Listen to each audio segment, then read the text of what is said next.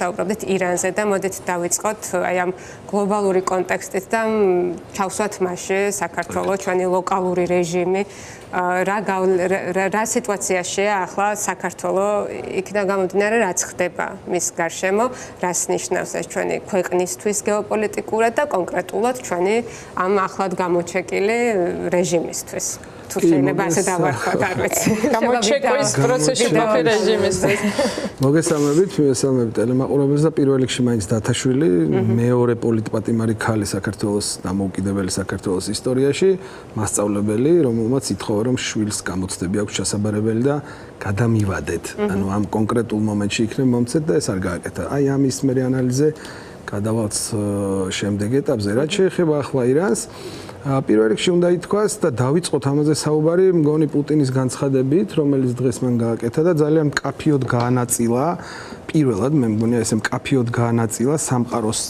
აი ხაზი გაუსვა როგორ ლაგდება თანამედროვე სამყარო და აი ახლა ვილაპარაკოთ იმაზე მე ჩვენ სად ვართ პუტინმა განაცხადა რომ ისინი იბრძვიან იმის წინააღმდეგ რის წინააღმდეგადაც რა ძალის წინააღმდეგაც იბრძვის ირანი ანუ რაღაცნაირად დააჯგუფა ჩვენ და სხვები ხო როგორ აღიქვამს რუსეთი ამ სამყაროში საკუთარ ადგილს ვინ არის მისი მოკავშირე ვინ არიან რუსეთისთვის ჩვენ და სხვები ახლა მოდი გადმოვიტანოთ ეს საქართველოში და ვთქვათ რასაკეთებს რატომ არის მატყუარა ივანიშვილის რუსული რეჟიმი და რატომ არის ის რუსული. აი ამ პუტინის ამ განცხადებაში სწორედაც ეს ჩანს პირველ რიგში ჩვენთვის რა თქმა უნდა.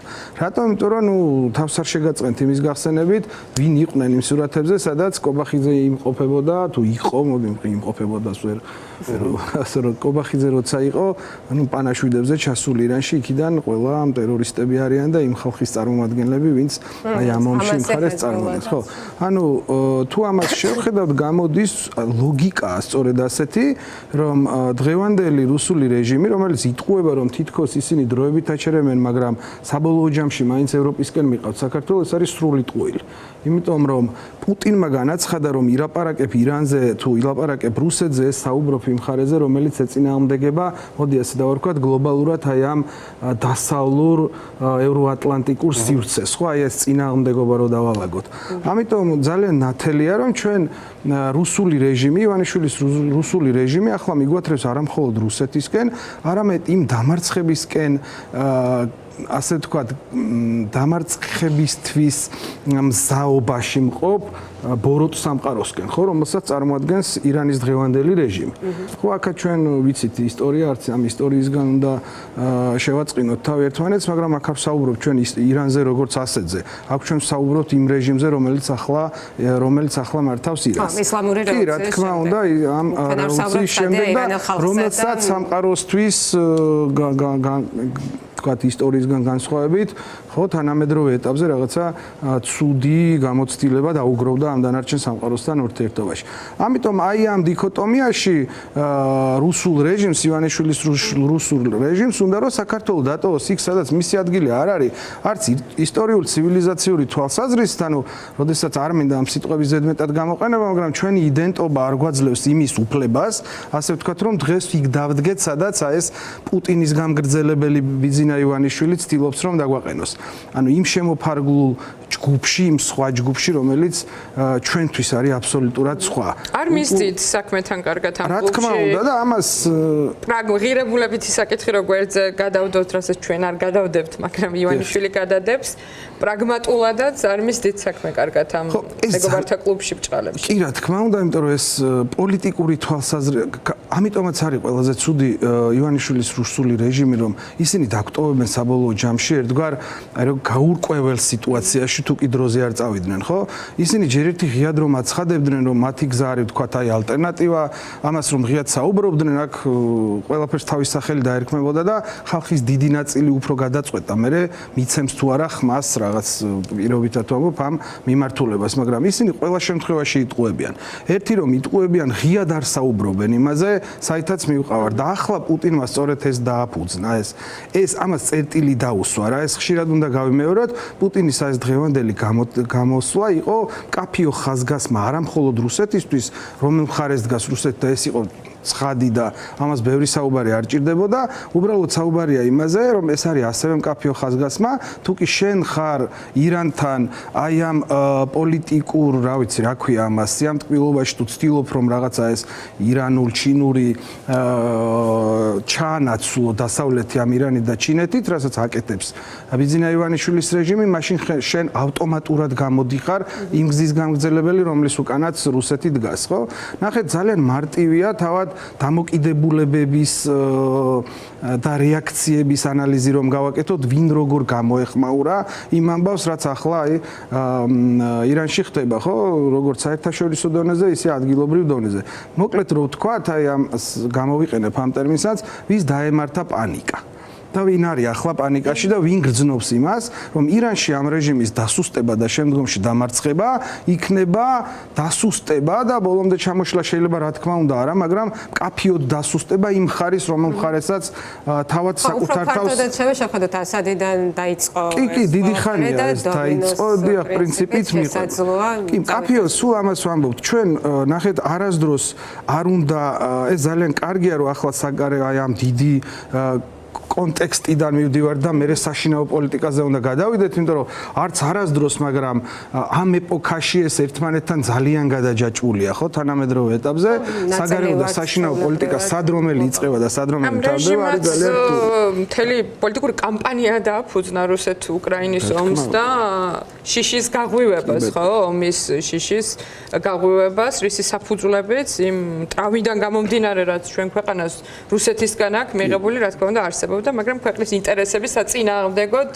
შემოატრიალა ეს შიში და ტკივილი და ვერანაირად ვერ ავწდებით ჩვენ ამ კონტექსტებს, სულ პირიქით ზოგჯერ ძალიან ღრმად ლოკალური საკითხებზე დისკუსია ამ დიდ ფონზე, როცა ძალიან ბევრი რამე წყდება, კომიკურადაც კი გამოიყურება ხოლმე ძალიან ხშირად ისტორიაზე იხარჯება იმაზე დიდი ენერგია, ვიდრე უნდა იხარჯებოდეს. უახლესი წარსულიც აი ჩვენ ხომ რაღაცნაირად ჯერ საქართველოს დამოუკიდებელ საქართველოს ჯერ არ აქვს წარსული რა კარგად მინდა ამას, იმიტომ რომ რაც 1991 წელს დაიწყო, ჯერ იმ რეალობაში ვცხოვრობ და ამიტომაც ვამბობ, რომ ჯერ ეს აწმყო არის.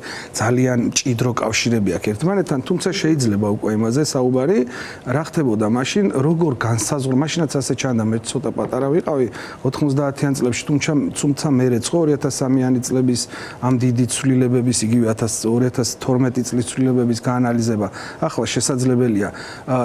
აი მოდი ტოლობა დავსვათ იმაში, რამ განაპირობა ეს ცვლილებები, რას გულისხმობ, რომ შიდა და გარე ფაქტორებმა. ანუ გარე კონტექსტებს არსებითი და გადამწყვეტი ნიშნები, რა თქმა უნდა.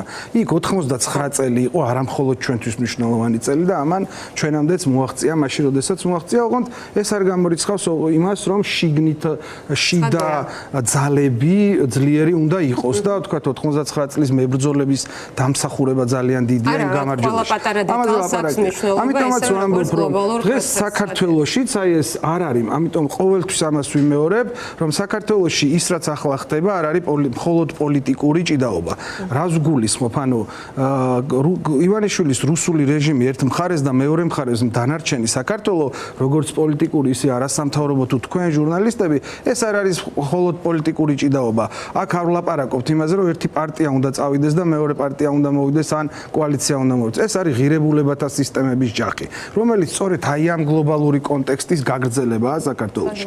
ამიტომაც ვამბობ, თუ კი სუსტდება ის მხარე, რომელ მხარესაც ბიძინა ივანიშვილი ებმის ლოგიკურად, სუსტდება ყველგან. Game of Thrones როგორც მთავრდება, ზუსტად ამას გულისხმობთ, როგორც დასრულდა, კვდება, ინგრევა მთელი იმპერია, ხო, ეს როდესაც ის მეთაური, ასე ვთქვათ, განადგურდება რა. პატიმარი ახალგაზრდა ადამიანი, რომელიც ჩვენთანზე ციხეში იმავე ბრძოლის მსხვერპლით უნაწელია, როგორც არ ვიცი, უკრაინელი ჯარისკაცი, რომელიც იქ იბრძვის, ან არ ვიცი, ირანელი გოგონა, რომელსაც იბრძვიან და ეს ძალიან გლობალურია ცხადია. ამიტომაც თქვი დასაწყისში რომ არ უნდა ირანი არა, აქაც იგივე იმ ირანში შეიძლება ახლა ძალიან სუსტია ის მხარე, რომელი მხარეც ჩვენი ლოგიკური მომხრეა აი ამ ბრძოლაში, ამ ღირებულებათა რა, ინდივიდების ომი არის, ინდივიდუალურ ღირებულებების დაცვის ომია, ხო ის გოგონა მართლა კარგი გაიხსენეთ ეს.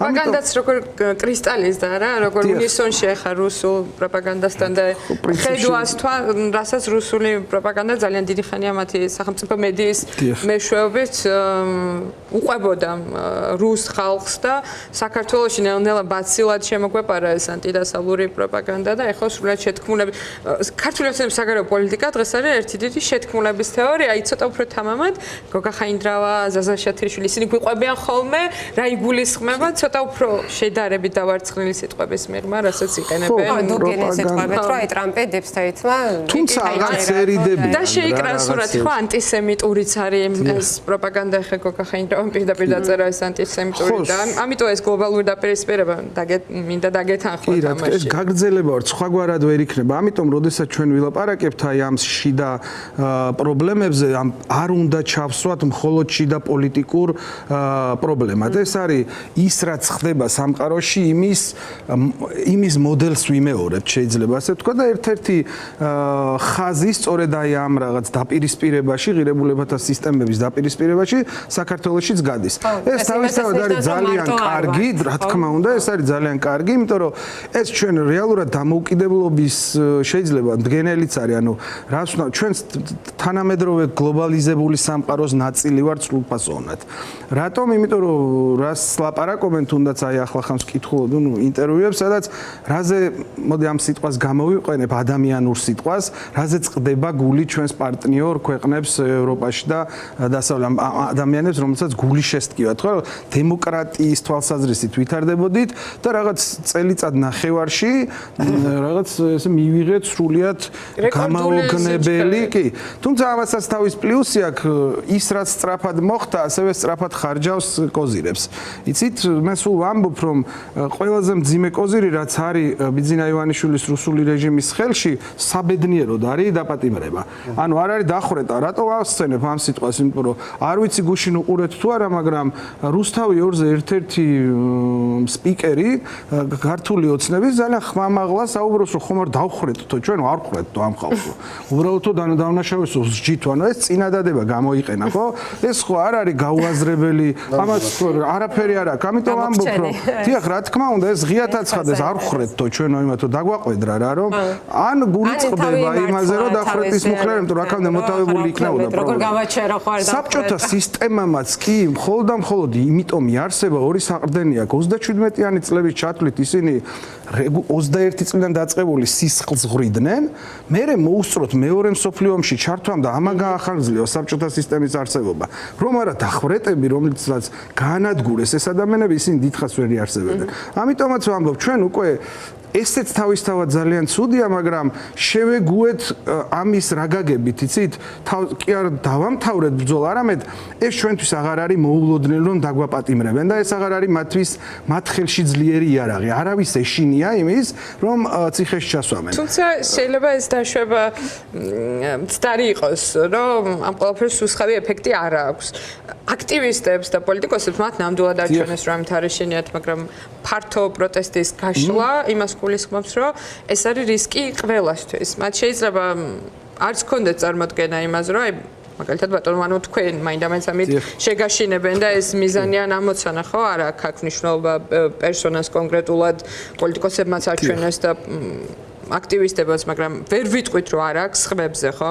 სუსხავი ეფექტი, ასე რომ ალბათ ამ ზომების ნიველირებაც არ ღირს, თუმცა იმ ნაწილში გეთანხმებით, რომ დაჩქარებული ტემპით შეიძლება ყავლიც გასდიოდეს ამ რაღაც შოკის ეფექტის. შესაძლებელია, თუმცა იმ ბირთვს აქვს არსებითი და გადამწყვეტი მნიშვნელობა, იმიტომ რომ თუ კი დავაკვირდებით ასევე ჩვენსაც და სხვა ამბებსაც, სადაც ეს ასეთი მსგავსი გარდატეხები მოხდა, იმ ბირთვის დამსახურება ძალიან დიდია.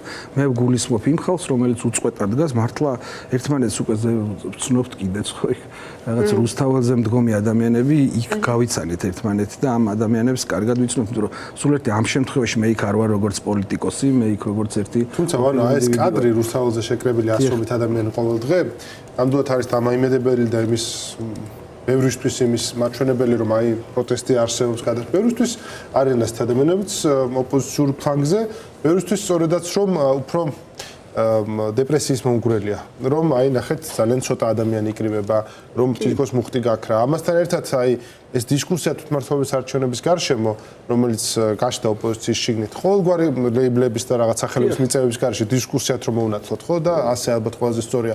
ესეც დამატებითი ფრუსტრაციის მომტანი არის. თითქოს აი თუ ჩვენ საუბრობთ ავტორიტარიზმზე და მის დამყარების რაღაც წესებზე, ხო, რომელიც ერთგვაროვანი არის რეგიონში, ასევე არის აი ამ ავტორიტარიზმის სახელმძღვანელოს თავი რა ხდება ოპოზიციურ ველზე, თითქოს ამ ოპოზიციურ ველზე რა ხდება, ესე ძალიან ზედმიწევნით სრულდება, ხო, დაპირისპირება, რაღაცა სახის ერთმანეთისთვის სახელების დარქმევა და ასე შემდეგ. აი ამ ნაწილზე რომ ვილაპარაკოთ, მოდი, აი ეს როგორ შეიძლება ამოიწუროს. თითქოს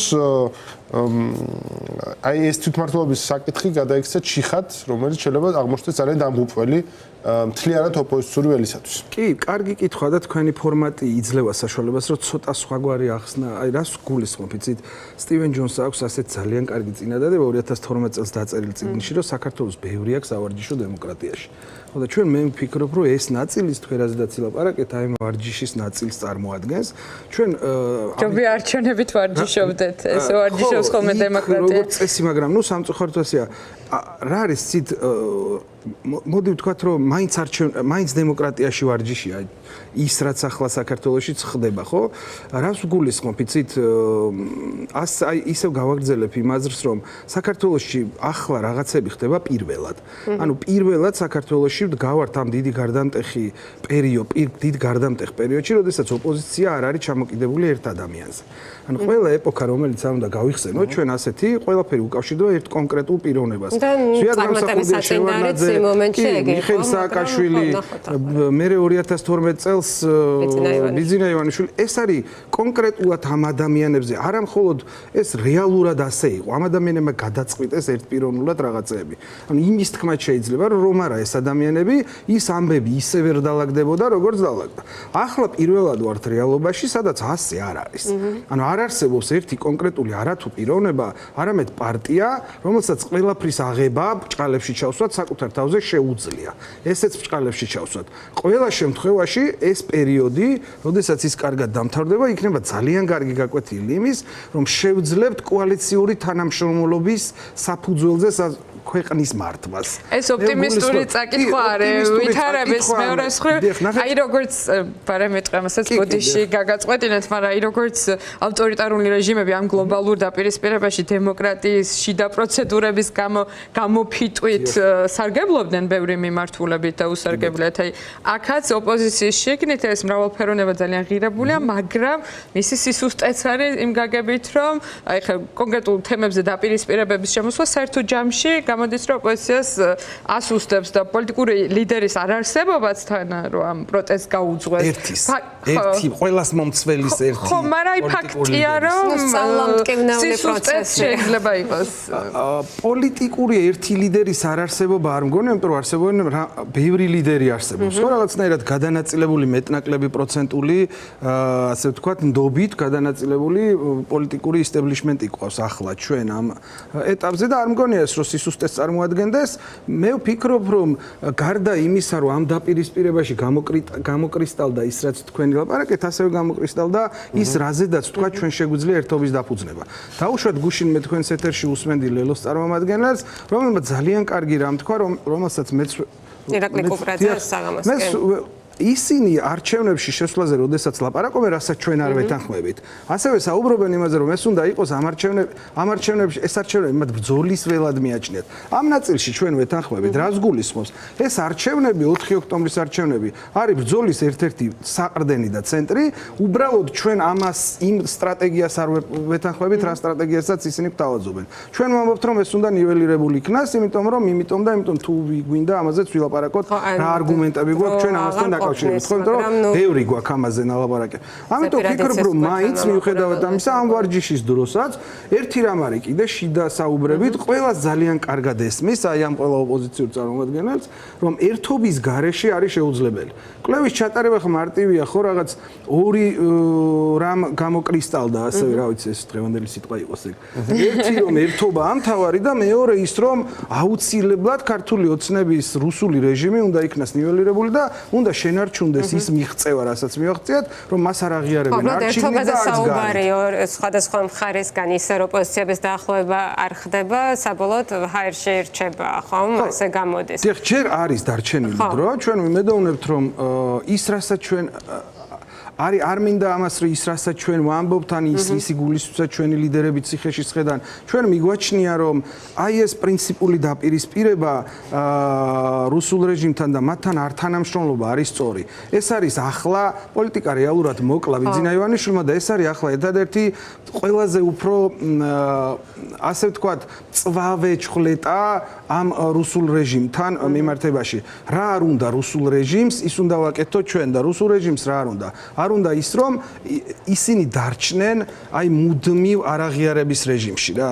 მათი მიზანი არის სტაბილიზაცია და ნორმალიზაცია ამ მდგომარეობის დარჩენებში შესვლა ჩვენ ვფიქრობთ რომ ამ ნორმალიზაციას მოიტანს